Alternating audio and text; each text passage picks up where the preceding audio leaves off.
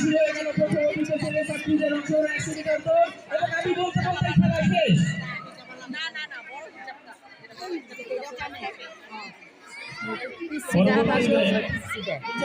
সুন্দরভাবে সম্পন্ন করার জন্য আমরা একটু ভিডিও দেখে নিব।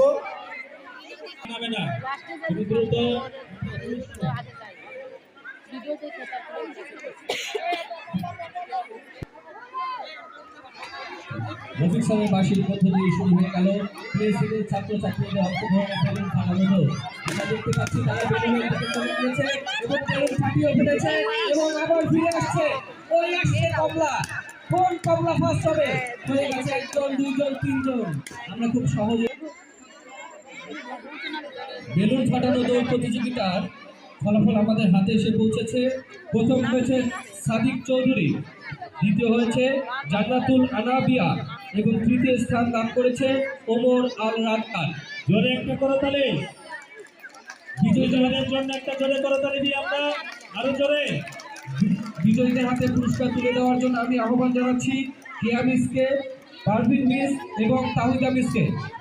কেয়া মিস, পারভিন মিস এবং তাহিদ।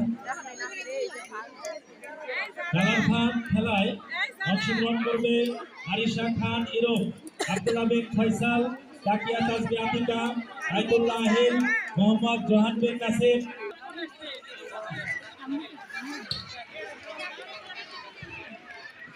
অবশ্যই সঠিক কালারটি বেছে আনতে হবে। ভুল কালার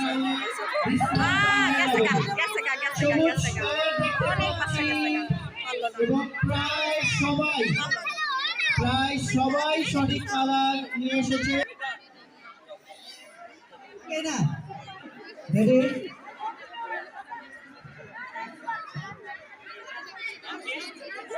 এক পা থাকে ভিতর উপর সব এখন ভিতরে ঢুকাচ্ছে। রেডি, বাঁশি দিলে দৌড়াতে হবে আগে না। কি সিনথিয়া, হাত ছাড়বি না। সবাই রেডি, বাঁশি দিলে দৌড়াতে হবে। কি রফিক স্যারের বাঁশির মধ্য দিয়ে শুরু হয়ে গেল কেজি শ্রেণীর ছাত্রছাত্রীদের অংশগ্রহণে বেলুন ফাটানো দৌড়। দেখতে পাচ্ছি ইতিমধ্যে যারা বেলুন ফাটিয়ে ফেলেছে এই তো চলে এলো বলে আমরা কিছুক্ষণের মধ্যেই পেয়ে যাব। রফিক স্যারের বাঁশির মধ্য দিয়ে শুরু হয়ে গেল প্রথম ও দ্বিতীয় শ্রেণীর ছাত্রদের অংশগ্রহণের বেলুন সংরক্ষণ। খুবই জটিল একটা খেলা।